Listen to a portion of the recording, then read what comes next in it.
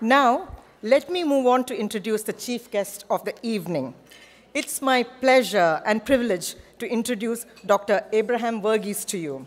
I'm delighted to announce that he has agreed to be the Global Ambassador for the South Asia Heart Center. Thank you, Abraham.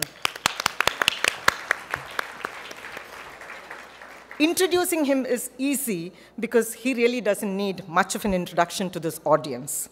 Moreover, I have been given only 1 minute to do this, and Abraham's qualifications, awards, and honors fill a couple of pages.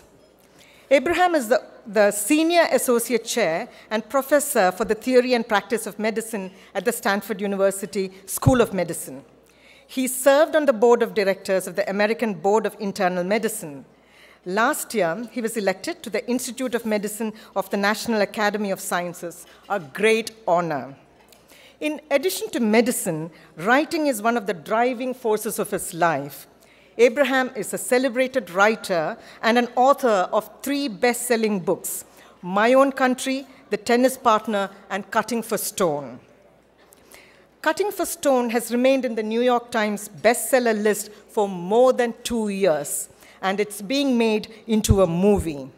Congratulations, Abraham, on your tremendous achievement. Ladies and gentlemen, I cannot think of a more qualified person to address this audience. May I present to you physician, writer, humanitarian, and one I'm honored to call my friend, Dr. Abraham Verghese.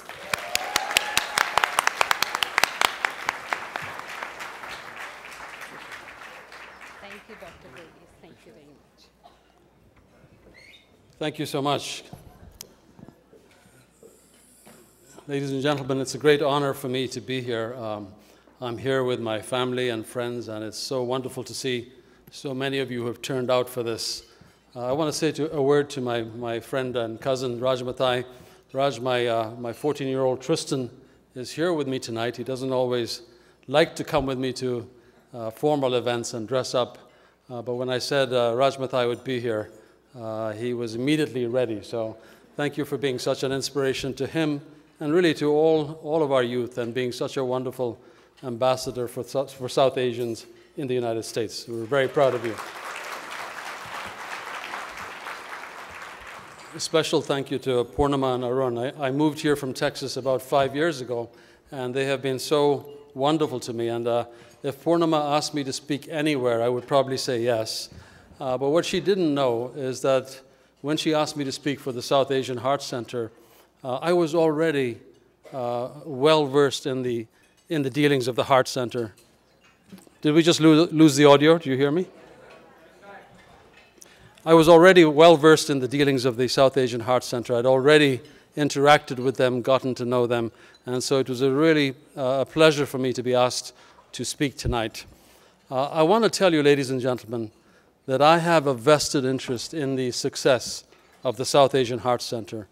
And I'm hoping that after my remarks tonight, you will also feel that you have a vested interest in the success of the South Asian Heart Center. And let me try and explain why. A little earlier, when Ashish asked people to stand who had known people with diabetes or heart disease, I was struck by that, because it made me remember the cohort of people I grew up with, people I went to high school with, people I went to college with, people I went to medical school with. And I'd like you, ladies and gentlemen, to think about all the people that you went to high school with, the cohort that came of age with you, if you will, through college and graduated, and many of whom you keep in touch with. I can remember, and I'm sure you can, at least 4 people who are not here anymore, who died of sudden death. 4 out of this cohort of maybe a couple of hundred. One was saying something to his partner on the tennis court and dropped dead, could not be resuscitated. Another was in the middle of a sentence to his wife when he dropped dead. A third was found dead in a hotel room, and autopsy showed that he'd had a sudden coronary event. Unfortunately, sudden death is often the first manifestation of coronary artery disease in all populations, but especially in South Asians.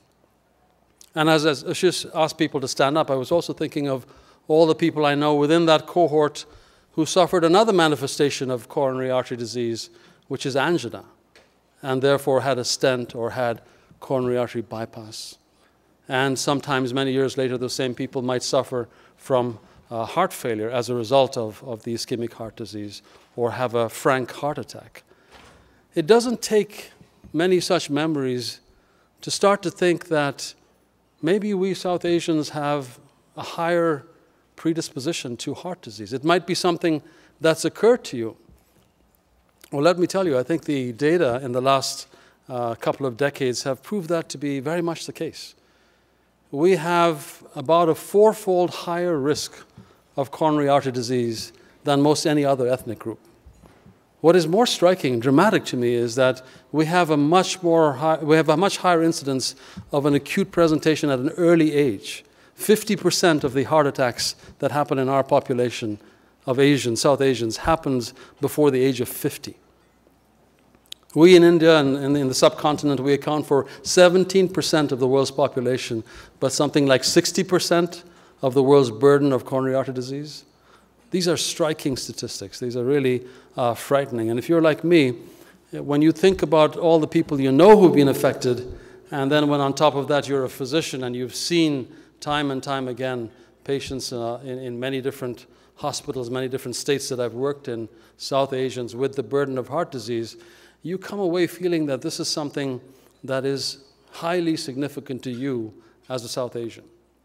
And I must tell you that I have for years, like many of you in this room, I suspect, had a cholesterol that's been borderline and an HDL that hasn't been as high as it should have been. And unlike you, perhaps, I have been really quite concerned about that because, as many physicians in this room will agree, we don't think anymore of a high cholesterol or a low HDL as being just a risk factor. To most of us physicians in the room, that label, risk factor, undermines the importance of that condition. In fact, I think of high cholesterol or low LDH, low HDL, high triglycerides. I think of these as disease labels. They are as profound, as significant as learning that you have diabetes. Even though you and I tend to say, oh, well, I'm doing well, I'm in great shape, I have a little high cholesterol, but I watch my French fries. That's not it. It's much more profound than that. And what is even more scary is we recognize that the disease starts much, much earlier. It starts when you're feeling well. It starts perhaps in childhood, and it's building up. And it's years before it manifests. And usually when it manifests at a point where you can't do as much about it as you can do now. And that's where the South Asian Heart Center comes in, because I went to visit there. I have been struck by the fact that as a physician myself, as someone with a high cholesterol, as someone at some risk, I never felt as though the statistics and the data and the recommendations that were being made truly applied to me. I never had a sense that anyone understood my unique risk. And when I went to the South Asia Heart Center, for the first time I felt I had arrived at a place that was using advanced technology to truly understand my risk. I got the chance to visit there. I had blood work, the likes of which I've never had before. I've had cholesterol tests all my life, but the panel of tests that were run by Dr. Cesar Molina and his group were phenomenal. My risk was stratified to the nth degree. I have never seen anything quite like that. As a result of it, I changed many things in the routine of exercise, diet, medication that I was using to try and control my risk. It was profound. I was sold. I should also give them a lot of credit for another huge thing that they did for me, changed my life completely, which is they introduced me to transcendental meditation. In fact, my teacher, Michael, happens to be here tonight. I didn't expect to see him. So Michael, this is a big thank you to you for teaching me that technique, which I think is one of many techniques you can use. Thank you. It's one of many techniques one can use to reduce stress, but I think it's the one that's been best studied, best proven to reduce your hypertension if you have it, and to reduce your stress in general. I should also tell you that recently I saw a TV show, maybe you all saw this too, with Sanjay Gupta, who's someone I know, narrating about coronary artery disease. Did some of you see that show? It had featured Bill Clinton in it, and it was talking about the reversing heart disease diet, where you actually get on this diet that has no fat, and Clinton has had remarkable results from it. Let me tell you, that diet would probably be harmful to most of us in this room. It would reduce our LDL, but it would also reduce our HDL. It would actually increase our risk. This is the kind of knowledge you'll only get through a venue like the South Asia Heart Center, because we are different. We truly have a unique risk.